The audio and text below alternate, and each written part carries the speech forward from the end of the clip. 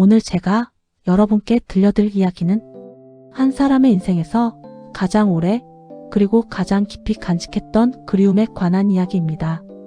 우리는 살면서 많은 것들을 잃고 삽니다. 시간이 흐르면서 자연스럽게 사라지는 것들도 있고 어쩔 수 없는 선택으로 놓아야 했던 것들도 있지요. 그 중에서도 가장 아픈 것은 아마도 사랑하는 사람과의 이별이 아닐까 싶습니다. 특히 그 이별이 온전히 이해되지 않은 채로 그저 어린 나이에 받아들여야만 했던 것이라면 말입니다.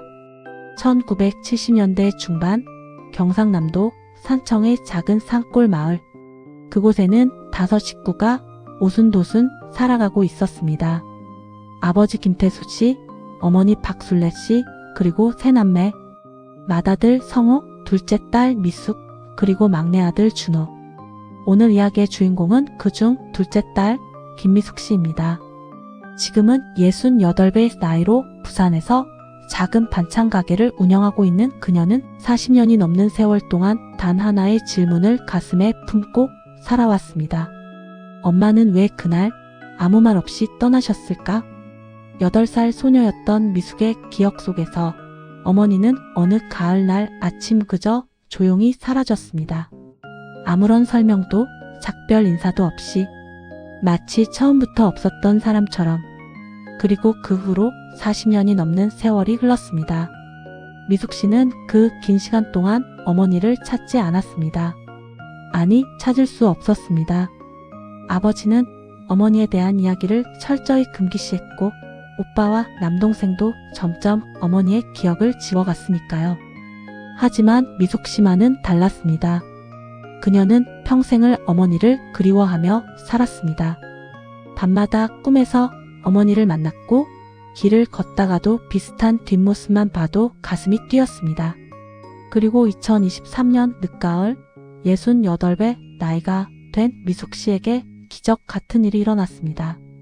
40년 만에 어머니의 진실을 알게 된 것입니다.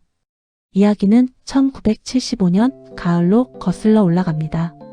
경상남도 산청군의 작은 마을 지리산 자락에 자리 잡은 그곳은 집이 20채 남짓한 산골이었습니다. 마을 사람들은 대부분 농사를 지으며 살았고 김태수 씨 가족도 마찬가지였습니다. 태수 씨는 마을에서 손꼽히는 부지런한 사람이었습니다. 새벽같이 일어나 농과 밭을 돌보고 저녁 늦게까지 일했지요.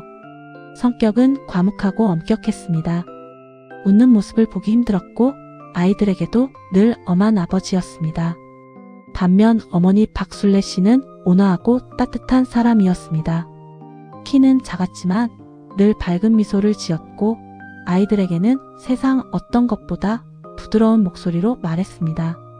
새벽에 일어나 아궁이에 불을 지피고 아이들 학교 갈 준비를 시키고 밭일을 나가고 저녁에는 바느질을 하며 밤을 지새우던 어머니. 8살 미숙이는 그런 어머니가 세상에서 가장 좋았습니다. 미숙아, 엄마 심부름 좀 갈래? 응, 어디 가면 돼?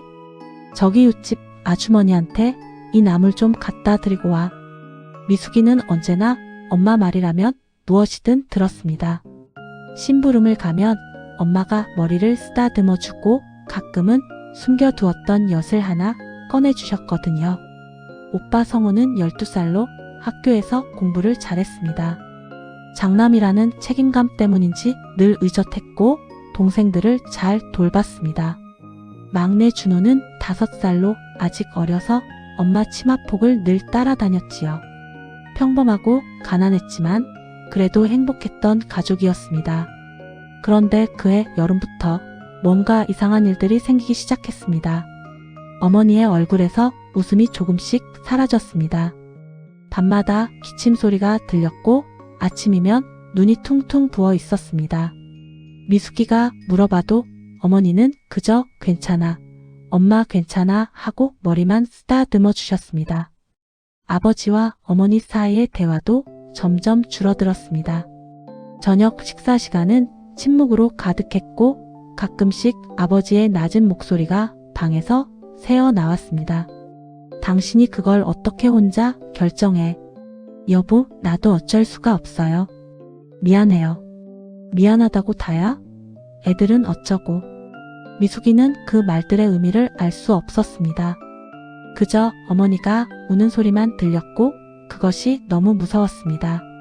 그리고 1975년 10월 15일 그날도 평범한 아침이었습니다.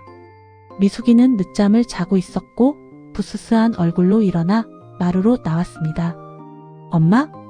대답이 없었습니다. 부엌에도 마당에도 어디에도 어머니가 보이지 않았습니다. 아빠, 엄마 어디 갔어요? 아버지는 마당에 앉아 담배를 피우고 있었습니다. 미숙이의 물음에 그는 고개도 돌리지 않고 낮게 말했습니다. 엄마는 당분간 못 와. 왜요? 어디 가셨는데요? 넌 몰라도 돼. 학교 갈 준비나 해. 그날 이후 어머니는 돌아오지 않았습니다.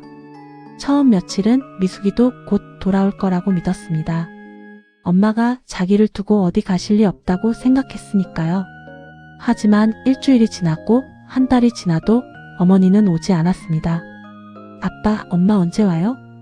닥쳐. 아버지는 점점 더 무서워졌습니다. 술을 마시기 시작했고 화를 자주 냈습니다. 어머니 이야기만 나오면 버럭 소리를 질렀습니다. 오빠 성호는 미숙이에게 조용히 말했습니다. 미숙아, 아빠한테 엄마 이야기하지 마. 아빠가 화내시잖아. 엄마는 왜 안 와? 나도 잘 모르겠어. 근데 아마 다시 안 올지도 몰라. 거짓말. 엄마는 꼭 올 거야. 미숙이는 울면서 방으로 뛰어 들어갔습니다. 그날 밤 미숙이는 어머니의 옷가지가 담긴 낡은 보따리를 끌어안고 잠이 들었습니다. 어머니의 냄새가 희미하게 남아있는 그 천 조각이 그때 미숙이에게는 유일한 위로였습니다. 계절이 바뀌고 겨울이 왔습니다. 마을 사람들은 수군거렸습니다. 김씨네 마누라 결국 나간 모양이지? 쯧쯧, 어린 것들 두고 어찌 그럴 수가 있나? 들리는 말로는 병원에 입원했다던데? 무슨 병원이야? 그냥 집 나간 거지 뭐. 그런 말들을 모두 들었습니다. 하지만 이해할 수 없었습니다. 엄마가 왜 자기들을 버리고 갔다는 건지, 왜 아무도 정확히 말해주지 않는 건지. 그렇게 겨울이 지나고 봄이 왔습니다. 아버지는 새벽부터 밤까지 일만 했고 성호는 어린 나이에 집안일을 도맡았습니다. 미숙이는 학교를 마치면 동생 준호를 돌봤습니다. 어느 날 저녁 미숙이는 엄마가 자주 가던 뒷산 우물가에 올라갔습니다. 그곳에 앉아 하늘을 바라보며 중얼거렸습니다. 엄마 어디 있어요? 미숙이 보고 싶지 않아요? 엄마 나 착하게 살게요. 그러니까 제발 돌아와요. 대답은 없었습니다. 미숙이는 그날 밤 처음으로 깨달았습니다. 엄마는 정말로 돌아오지 않을 수도 있다는 것을. 그리고 그 깨달음은 8살 소녀에게 너무나 잔인한 것이었습니다. 세월은 빠르게 흘러 미숙이는 고등학교를 졸업했습니다. 오빠 성우는 20살이 되던 해에 군대에 갔고 제대 후 부산으로 일자리를 구하러 떠났습니다. 동생 준호는 어머니의 기억조차 거의 없었습니다. 5살의 기억은 너무 흐릿했으니까요. 미숙이만이 어머니를 잊지 않았습니다. 잊을 수가 없었습니다. 밤마다 꿈에 어머니가 나타났고 아침이면 베개가 눈물로 젖어 있었습니다. 가셨어요? 제가 뭘 잘못했어요? 20살이 된 미숙이는 마을을 떠나기로 결정했습니다. 부산에 있는 오빠 성호에게 의지해서 새로운 삶을 시작하기로 한 것입니다. 아버지는 말없이 고개만 끄덕였습니다. 아빠, 저 부산 가요. 그래. 아빠는 괜찮으실 거예요? 신경 쓰지 마라. 어차피 준호도 곧 군대 가고 나 혼자 사는 거 어렵지 않아. 부산에서 미숙이는 오빠가 일하는 공장 근처의 작은 식당에서 일을 시작했습니다. 아침 일찍 일어나 재료를 손질하고 손님을 맡고 설거지를 하고 밤늦게 집으로 돌아오는 생활. 힘들었지만 그래도 견딜만 했습니다. 무엇보다 바쁘게 살면 어머니 생각을 덜 하게 되었으니까요. 그렇게 2년이 흘렀을 때 미숙이는 한 남자를 만났습니다. 식당 단골 손님이었던 이정우 씨. 성실하고 과묵한 사람이었습니다. 건설 현장에서 일했고 매일 같은 시간에 식당에 와서 같은 메뉴를 주문했습니다. 정우 씨는 천천히 조심스럽게 미숙이에게 다가왔습니다. 비가 오는 날이면 우산을 빌려주었고 힘들어 보이는 날이면 괜찮으세요? 하고 물었습니다. 그리고 어느 봄날 정우 씨가 조심스럽게 물었습니다. 미숙 씨, 저 이런 말하면 실례일지 모르겠는데요. 혹시 시간 되시면 저녁 한번 같이 하실 수 있을까요? 제가 아는 식당이 하나 있는데 거기 음식이 정말 맛있거든요. 미숙이는 잠시 망설이다가 고개를 끄덕였습니다. 네, 좋아요. 둘은 사귀기 시작했습니다. 정우 씨는 미숙이에게 세상에서 가장 따뜻한 사람이었습니다. 말은 많지 않았지만 행동으로 사랑을 보여주었습니다. 미숙이가 힘들어하면 손을 꼭 잡아주었고 슬퍼하면 곁에 조용히 앉아 있어 주었습니다. 1년 후 23세 미숙이와 28배 정우. 작은 결혼식이었습니다. 오빠 성우가 왔고 동생 준우가 왔습니다. 아버지는 오지 않았습니다. 아빠한테 연락은 했어? 성우 오빠가 물었습니다. 응. 근데 안 오신대. 그래도 딸 결혼식인데? 괜찮아, 오빠. 나도 예상했어. 미숙이는 웃었지만 속으로는 울고 있었습니다. 결혼식 날 신부 어머니도 없고 아버지도 없는 자신이 너무 슬펐습니다. 하지만 정우 씨가 손을 꼭 잡아주었습니다. 미숙아, 괜찮아. 우리 둘이서 행복하게 살면 돼. 응. 그리고 나중에 우리 아이들한테는 최고의 부모가 되어주자. 미숙이는 정우 씨의 품에 안겨 조용히 눈물을 흘렸습니다. 결혼 1년 후 딸 수진이가 태어났습니다. 2년 후엔 아들 민호가 태어났습니다. 미숙이는 아이들을 키우며 행복했습니다. 아이들에게 자신이 받지 못했던 사랑을 듬뿍 주었습니다. 엄마, 나 사랑해? 당연하지. 세상에서 제일 사랑해. 미숙이는 딸을 꼭 안아주었습니다. 그러면서 마음속으로 다짐했습니다. 자신은 절대로 어머니처럼 아이들을 떠나지 않겠다고. 무슨 일이 있어도 아이들 곁을 지키겠다고. 하지만 시간이 흐를수록 어머니에 대한 그리움은 더 깊어졌습니다. 특히 아이들을 키우면서 미숙이는 자주 생각했습니다. 엄마는 나를 키우면서 무슨 생각을 하셨을까? 나를 사랑하셨을까? 그랬다면 왜 떠나신 걸까? 질문은 끝이 없었습니다. 어느 날 미숙이는 용기를 내어 아버지에게 전화를 걸었습니다. 아버지, 저 미숙이에요. 응. 아버지, 제가 한 가지만 물어봐도 될까요? 뭔데? 엄마는 어디 계세요? 살아 계시기는 한 거예요? 긴 침묵이 흘렀습니다. 아버지? 모르겠다. 정말 모르세요? 아니면 말씀 안 하시는 거예요? 미숙아. 아버지의 목소리가 떨렸습니다. 그 사람 이야기는 이제 그만해라. 아버지도 모르겠다. 그리고 알고 싶지도 않다. 하지만 이제 그만하자. 아버지도 힘들다. 전화가 끊겼습니다. 미숙이는 수화기를 든 채로 한참을 서 있었습니다. 그리고 조용히 눈물을 흘렸습니다. 세월이 흘러 미숙이는 40이 되었습니다. 작은 반찬 가게를 열어 운영하기 시작했고 생활은 안정되었습니다. 정우 씨는 여전히 건실한 가장이었고 아이들은 건강하게 자랐습니다. 하지만 미숙이의 마음 한구석에는 늘 빈자리가 있었습니다. 어머니라는 이름의 빈자리.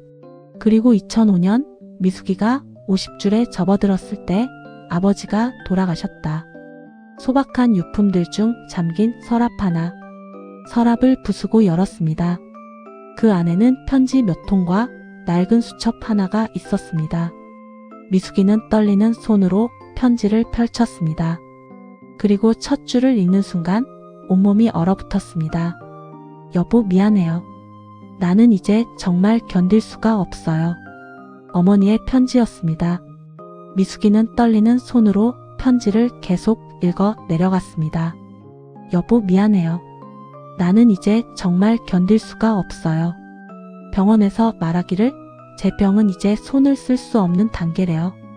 길어야 1년이라고 합니다. 저는 아이들 앞에서 천천히 죽어가는 모습을 보여주고 싶지 않아요. 특히 미숙이가요. 미숙이는 엄마를 너무 좋아해요. 제가 기침만 해도 눈물을 글썽이고 제가 아프다고 하면 밤새 깨어 있어요. 그 어린 것이 엄마가 죽어가는 걸 지켜본다면 평생 그 상처를 안고 살 거예요. 그래서 저는 결정했어요. 차라리 나쁜 엄마가 되는 게 나을 것 같아요. 아이들이 저를 원망하게 만드는 게 제가 서서히 죽어가는 걸 보게 하는 것보다 낫겠다 싶어요. 여보, 미안해요. 그리고 부탁이에요.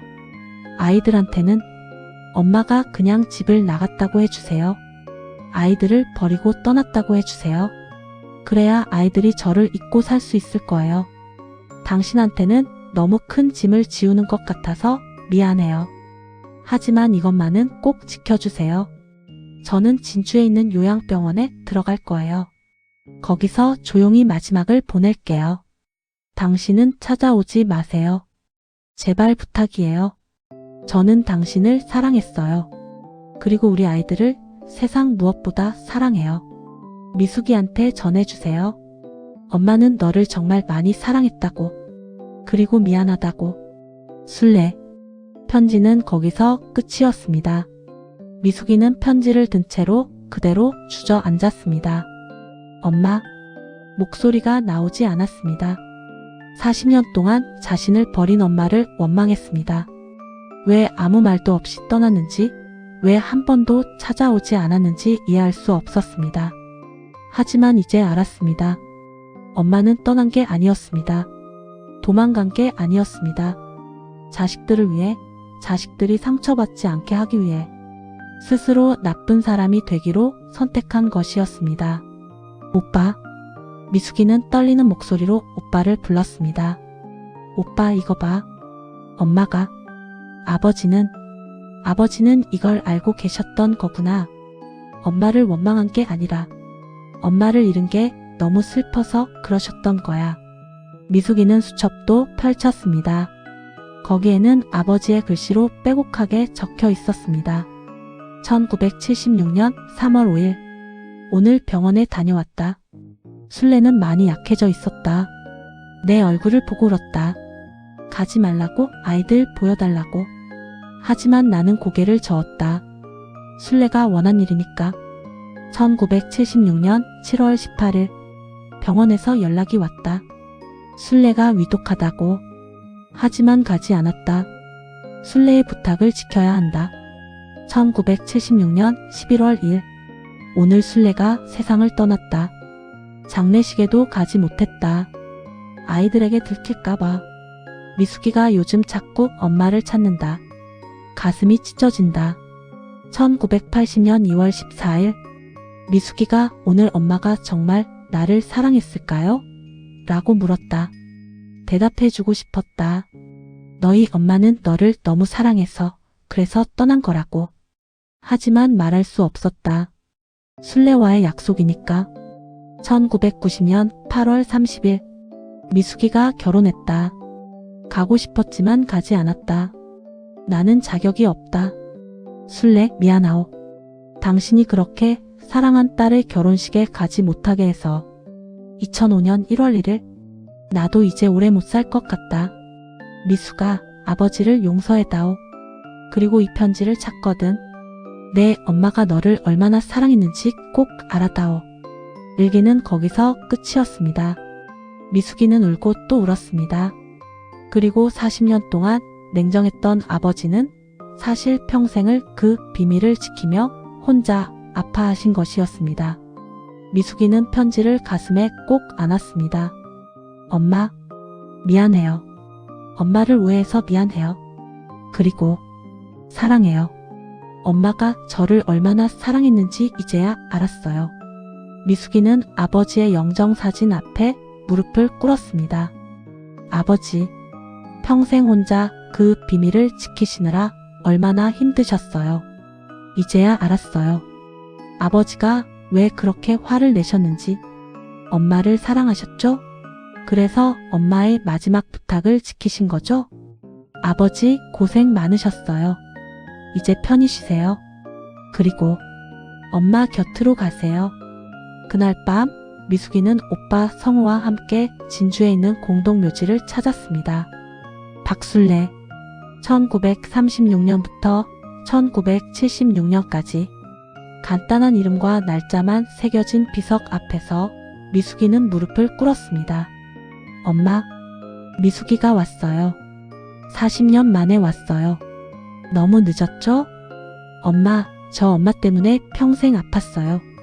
왜 저를 버렸는지 몰라서, 제가 뭘 잘못했는지 몰라서 평생 괴로워했어요. 그런데 이제 알았어요. 엄마는 저를 버린 게 아니라 지킨 거였죠.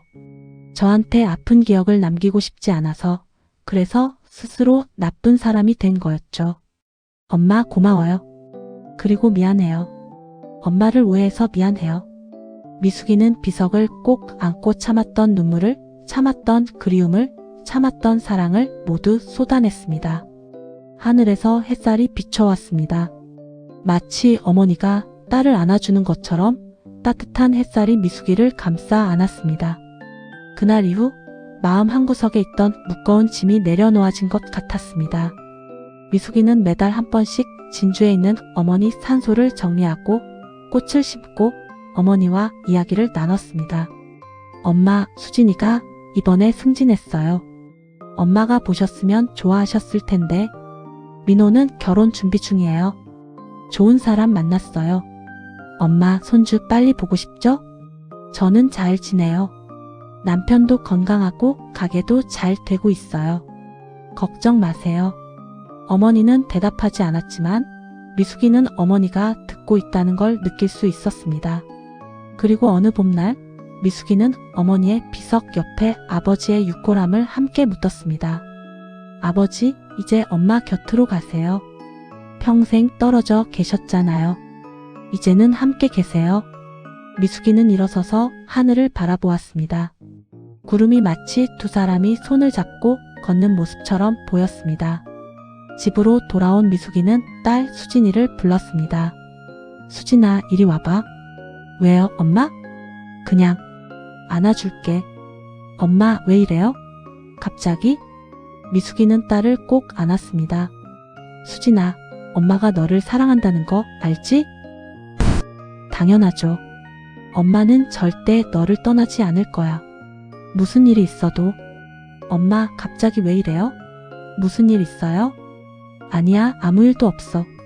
그냥 말해주고 싶었어. 미숙이는 딸의 머리를 쓰다듬었습니다. 그리고 마음속으로 중얼거렸습니다. 엄마, 이제 알았어요. 엄마가 저한테 해주고 싶었던 말이 뭔지, 저를 얼마나 사랑했는지. 그 사랑을 이제 제 아이들한테 물려줄게요. 엄마처럼 온 마음을 다해서. 2023년 겨울 68배 미숙 씨는 여전히 부산에서 반찬 가게를 운영하고 있습니다.